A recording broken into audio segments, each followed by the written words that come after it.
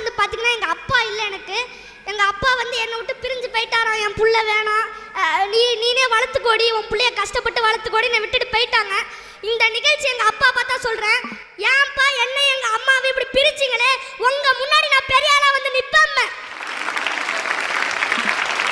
இந்த மாதிரி அம்மா அப்பாங்களுக்குலாம் சொல்லிக்கிறேன், உங்கள் ஈகோ பிரச்சனையால் தான் புள்ள எதிர்காலத்தை கெடுத்துறாதீங்க ப்ளீஸ். என்ன மாதிரி இந்த உலகத்தில் இனிமேல் பவாஸ் பறக்கக்கூடாதுன்னு நான் சொல்கிறேன். அதாவது அப்பா இல்லாத குழந்தை இருக்கக்கூடாதுன்னு நான் சொல்கிறேன்.